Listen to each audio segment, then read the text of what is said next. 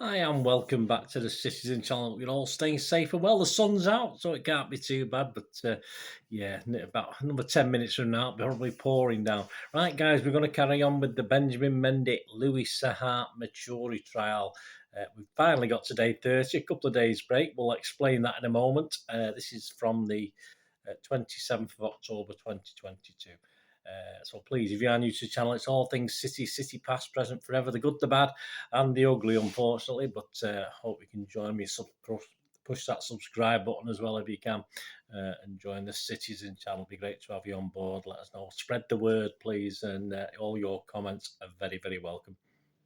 And if you get a chance, guys, just give us a thumbs up. It's nice to get lots of views, which I do for these trial vlogs, but give us that a little thumbs up, guys. It's really nice to get them. Much appreciated. Right, to summarise, Mr. Mendy, 28, is accused of 7 counts of rape against 4 women, 1 count of attempted rape, and 1 count of sexual assault. The offences are alleged to have taken place at his Cheshire home between October 2018 and August 2021, related to 7 women in total. Mr. Matturie from Eccles, Salford, is also accused of 6 counts of rape and 3 counts of sexual assault related to 7 women. Judge Stephen Everett resides at Chester Crown Court. Well, he doesn't quite, not today, thanks to the, more of that in a sec, thanks to the Manchester Evening News timeline, of course, as ever, and their court reporter today was Andrew Bardsley. Yes, 12:20. A little clue as to why we've had a 2-day break, as unusually the judge, the honorary recorder of Chester, Stephen Everett, is appearing in court by video link because he has tested positive for COVID and is isolated. Of course, we had a problem with the jury a couple of weeks ago with COVID, so yeah, seems to be doing the rounds. So he's not in court, but he's on the video link. Right, the jury was being told are going to be read some agreed facts in relation to some of the complainants in the case. A number of agreed facts are read in relation to woman 10, who alleges that she was raped by both Mr. Mendy and Mr. Matturie in August last year. One of the facts includes a Snapchat message sent by Mr. Mendy to her later, which read, "Don't forget the pill." "Yeah, getting that sorted," she replied. A short set of agreed facts is read in relation to woman 13, who alleges that she was raped by Mr. Matturie in 2012. She gave an account to police in January this year, and Mr. Matturie voluntarily attended an interview with police that month.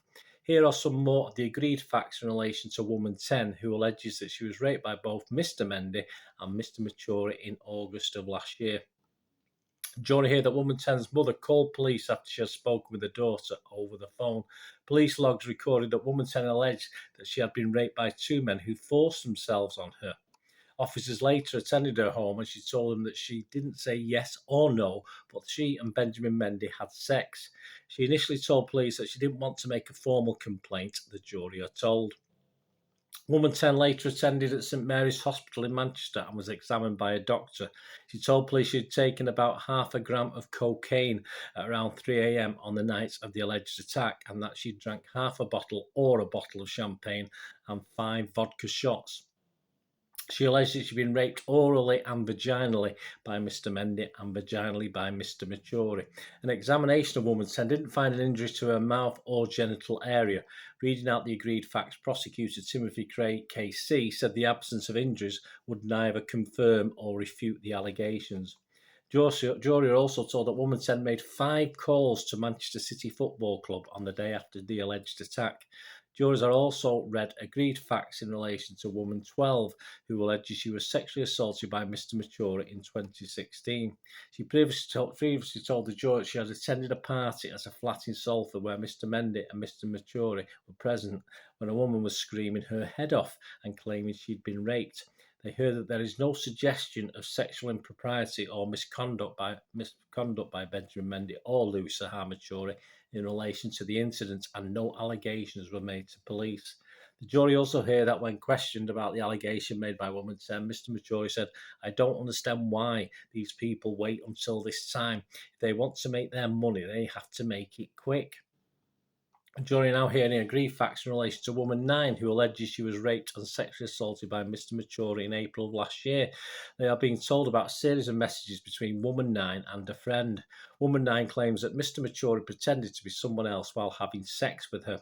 She told her friend she was half asleep at the time. She also told her friend, "I don't want to go to the police. There is too much to deal with." Jurors are told about messages sent between Woman 9 and Mr. Maturi. Woman 9 said, "You are so fucked in the head, you are in the wrong." Mr. Maturi said, "What did I do that is in the wrong? I need to know. I can't just admit to something I'm not sure about. We are both consenting adults, so what are you talking about? Call me so we can chat properly on the phone." She replied, "What the fuck are you trying to say?" The jury is now hearing agreed facts in relation to woman 11 who claimed she was raped by Mr. Maturi in August last year. She told police she had been at a house party. She didn't know the address of the house, but she just knew it was a footballer's. She said she passed out, and after waking up, she found a man doing things to her. She said she was in shock at the time and didn't know what to do, Mr. Cray says. Asked who the man was, woman 11 said she only knew him as Sahar. Jurors are now hearing the details of interviews police conducted with Mr. Mendy. In November 2020, he was interviewed about allegations in relation to woman 2, who alleges she was raped by Mr. Mendy in October 2020. His lawyers submitted a prepared statement and he replied, "No comment to questions asked by police."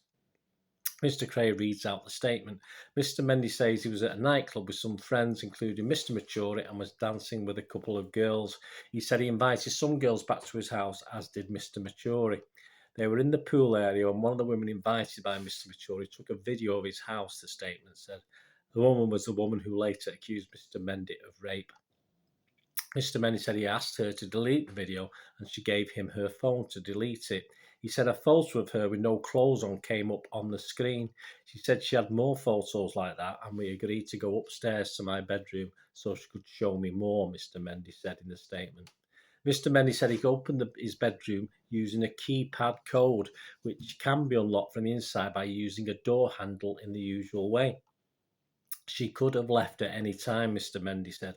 Mr. Mendy said woman 2 agreed to perform oral sex on him, but she said she didn't want to do anything else today. I said, "That's fine, we can just have a play around," Mr. Mendy said. He claimed she was very excited that they started touching each other. Mr. Mendy said he later went downstairs and was chilling with friends. "I am shocked to be accused of rape and false imprisonment," Mr. Mendy said in the statement. "The sex between me and woman 2 was completely consensual. I did nothing to prevent her from leaving." The jury is now hearing about another prepared statement which Mr. Mendy handed to police during an interview in relation to woman 10, who alleges she was raped by Mr. Mendy and Mr. Maturi on the same date in August of last year. Mr. Mendy said he had sex with the woman in his office after entering a code on a keypad to unlock the door. He said the room can be unlocked from the inside in the usual way. She could have left at any time had she wished to do so, Mr. Mendy said. He said the woman agreed to perform oral sex on him and that she was enjoying herself. Mr. Mendy said that they then had consensual sex and that woman 10 agreed to take the morning after pill. After that, we were chilling in the lounge with friends. She was laughing and happy, Mr. Mendy said. I spent the night with her friend whose name I cannot remember. Mr. Mendy said he and woman 10 later exchanged friendly messages on Snapchat and she sent him a picture of the morning after pill. Jurors are then told about a prepared statement which Mr. Mendy handed to police concerning the allegation of woman 6. She alleges Mr. Mendy raped her after she woke up to find Mr. Mendy having sex with her in July of last year. Mr. Mendy said he had consensual sex with woman 6 on 2 or 3 separate occasions, that they had been out clubbing together on many occasions. He claimed she would invite herself over to his house. Mr. Mendy said he and woman 6 had agreed to have consensual sex and that he noticed she was bleeding. "I didn't want to have sex with her when she was on her period," Mr. Mendy said. "The next day I got up and went to football training. I didn't rape woman 6, Mr. Mendy said. She was not asleep. She had been drinking and was a bit drunk, but she knew what she was doing and willfully agreed to have sex with me." Jurors are now hearing the final prepared statement submitted by Mr. Mendy's lawyers when he was interviewed by police in relation to an allegation made by woman 4. She claimed she was raped by Mr. Mendy in July of last year. I deny the allegation of rape," he said. Mr. Mendy said he met the woman shortly before the dates of the allegation and that the pair were chatting and flirting. "We were talking about her bum," he said. Mr. Mendy claimed she lifted her dress to show me her bum. Later, she came to Mr. Mendy's home for food and drinks, the jury is told. Mr. Mendy said he was in the cinema room and was messaging the woman on Snapchat. He said he suggested they could finish what we started, meaning we could have sex. She came into the cinema room with me, Mr. Mendy said. She said she wanted to get to know me better and that she would like to be in a relationship with me. I made it clear I was not interested in a relationship and went to leave. She stopped me leaving and we began to kiss. Mr. Mendy said they then had consensual sex. He said she was a willing and enthusiastic participant. Mr. Mendy said he saw her again that evening and that all subsequent contact was friendly and flirtatious.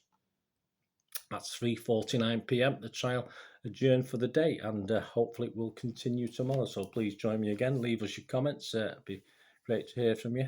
Thanks for listening. Until we meet again, please stay safe, everyone. Bye for now.